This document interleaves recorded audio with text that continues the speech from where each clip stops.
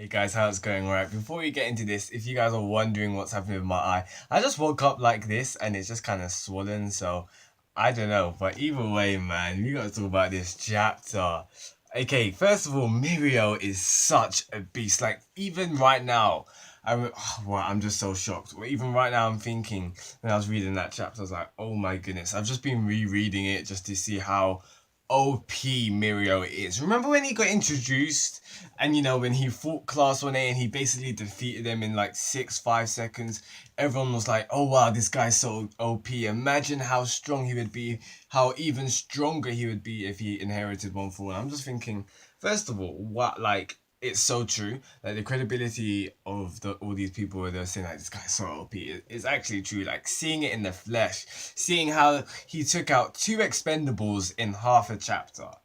Just think about that in comparison to like okay, two people. Yeah, think about it in comparison to Sun Eater, and Sun Eater is a beast. Sun Eater is strong, and think about it in comparison to like Fat Gum and Kirishima. He took out two expendables, two in less than a chapter. Like, wow, and that just gets me so hyped, and it just shows you how strong he actually is. Other than that, the way he came in and kicked Chronostasis was just disgusting. He comes in and he phases through Eri and then kicks Chronostasis. What gets me even hyped is the fact that he's still dealing with what's his name? Sakaki? The guy who basically just he disrupts your equilibrium, so disrupts your balance. He's still dealing with the after effects of all of that. So the guy is shaky as right now, and he still comes in with the precise control of his quirk that he doesn't endanger Eri, but still takes out Chronostasis. Now, I'm being very cautious on me saying him taking out Chronostasis because I don't think Chronostasis is down for the count. But he still managed to deliver a heavy blow on him. And whilst doing that, he tried to take out Overhaul. You see it, he has his arm, he tries to, take him out as well, but Overhaul dodged it. And it just, wow, it just gets me hyped up because Overhaul's strong. Like, when we found out how he's defeated Rapper, he's strong enough and he's fast enough to withstand Rapper's blows. He dodges Mirio's attack, but he gets grazed. He gets grazed on the cheek. So, I'm just so excited because wow, Mirio is absolutely a beast. It doesn't surprise me how he's the closest to number one. And you know what? It's not only because he's got a strong quirk. We know that his quirk isn't like unbelievably OP. We know about all the drawbacks of his quirk. It's how it shows you what is qualities of being a top hero, and that's the fact that regardless of your weaknesses, you're able to perform. The fact that he got hit, you can say, yeah, he got hit emotionally and physically, and he was just like, I deal with these kind of things on a daily basis. This ain't gonna stop me. And I was just like, bruh, like, man, that got me hyped because he does, you know, when he uses his quirk, he cannot see. All sight, everything goes. All sense goes. The only thing which retains is he is aware of mass, and that's he's aware of him falling. That's all he can retain. All sight is gone. All sense, all smell, all hearing, all of that touch, everything's gone. He's in. It's like he's in a vacuum. Like nothing is there. Everything is black. Everything is just gone. So it just shows you what he deals on a daily basis, and the fact that it really does get you excited because you take all of that into account and he does all of this. He does Phantom Menace. He goes up all this. He goes so fast. He's able to use such control that he goes up so close to Eri. You see it phasing through Eri's face, and it still takes out Chronostasis. In that split second, he phases in and then phases out. Like, I'm just like, wow. Right there, that's just phenomenal right there. So it just shows you. Because not only is he doing that, because we remember a couple of chapters back, we find out that he's able to phase some parts of his body. So obviously in that move, he must have phased his leg, but he must have kept this arm that he was going to hit Overhaul with solid. So it's just like the amount of thought process that was going through Mirio's head right in that moment must have been crazy. So that I really had to get that off my chest right then and there because like that just got me so hyped. Then I read that chapter, I was just like, wow. And it just shows you how strong Overhaul is as well, because Overhaul, he wasn't shocked by it. And I thought that was kind of interesting. He wasn't just like, you took those out and so quick. Like, he wasn't, no, he wasn't scared. He wasn't shocked. Even when Mirio took Eri, he wasn't afraid. So that kind of makes you think, it leads us to believe, and leads me to think, there must be two reasons. There's either two reasons why he's not afraid that Mirio has Eri, or maybe three. One is that he genuinely thinks that Mirio cannot get away with Eri right now, like he is still in control. Two, Eri's a clone created by Twice, but I don't know if that's possible. Actually, it could be, because Twice is finished with creating the rapper and the Toga clone. So yeah, he could create another clone. So yeah, either yeah, actually no, this is still in the past. Yeah, so actually Twice could have made a clone. That could have been Eri. Who knows? Eri could be a clone right now. That could be another reason. Or the third reason, that can just be because what was I gonna? What was my third reason? I can't remember. But yeah, that either Overhaul's in complete control, Eri's a clone, and so it's literally futile with what Mirio just did. So we may see Overhaul versus Mirio next chapter, but it's probably unlikely, and it's probably unlikely because of one of the reasons, and that is how we see in this chapter.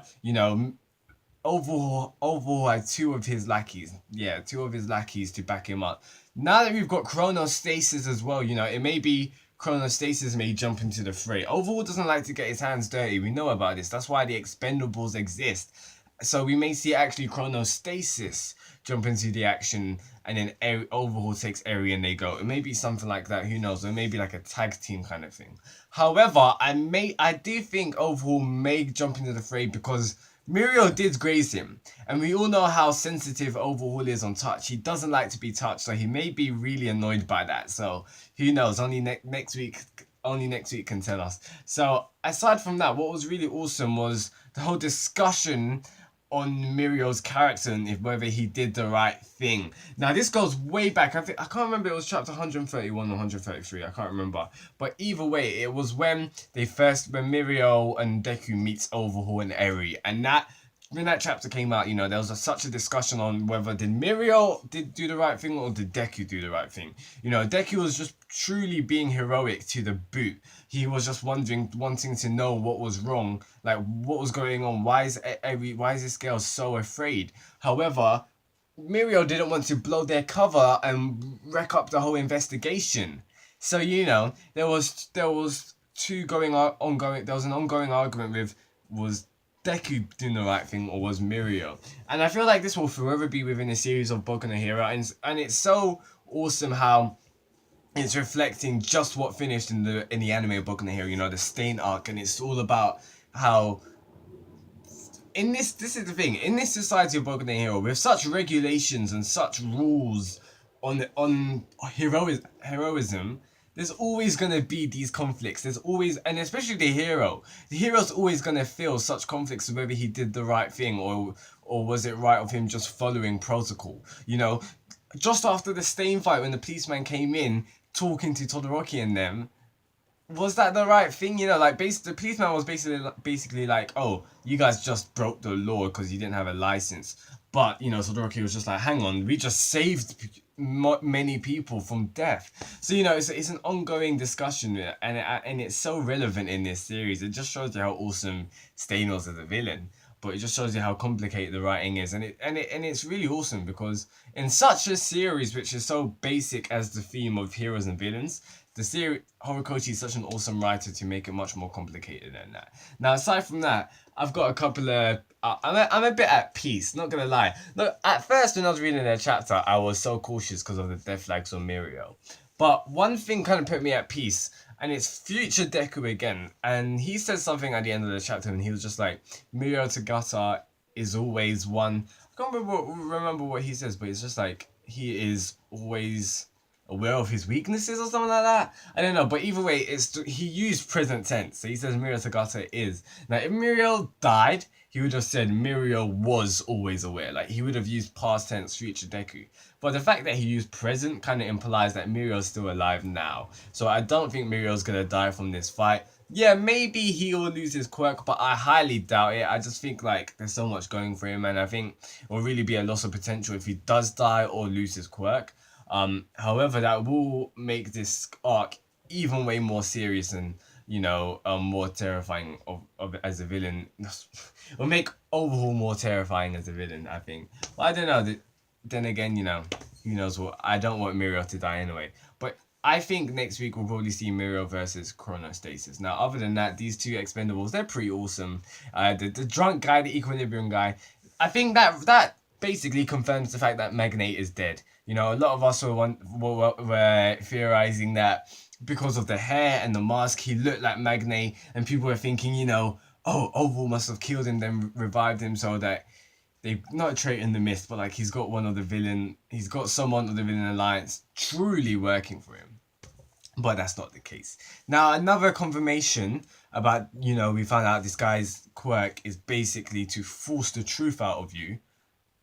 He asked in the previous couple of chapters, he asked twice in Toga whether Shigaraki told them to betray them. Now, we know that Shigaraki didn't.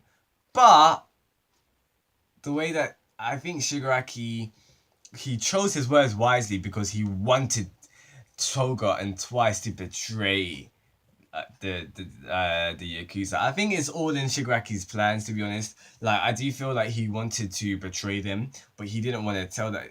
He didn't want to tell Twice and Toga explicitly, otherwise it could have foiled those plans.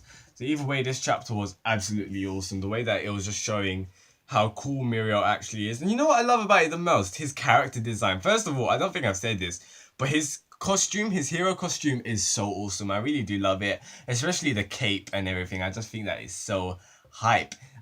Second of all, his character design of the way that he looks so comical, but Horikoshi just makes him look like a badass is absolutely hype. That's pretty much it. This chapter was phenomenal. I liked the whole thing about Eri and Mirio. Like, if Deku was there, Eri would have been like, oh yeah, save me, save me. But the whole point of how, like, when they last saw, Mirio was not showing any signs of actually care for Eri or showing any signs of concern. So that's why in this chapter, Mirio's just like, okay, I acknowledge my mistakes and that's why I'm here to be her hero. So it was an amazing end to the chapter and I just can't wait to see what happens next week. So that is enough for me, guys. If you liked anything that I say, please drop a like. That would be greatly appreciated. And tell me your thoughts in the comments below. What do you think is going to happen next week? What was your opinion on Mirio in this chapter? And I just love it how Horikoshi used Phantom Menace. He is an obvious Star Wars fan. Like, he has to be.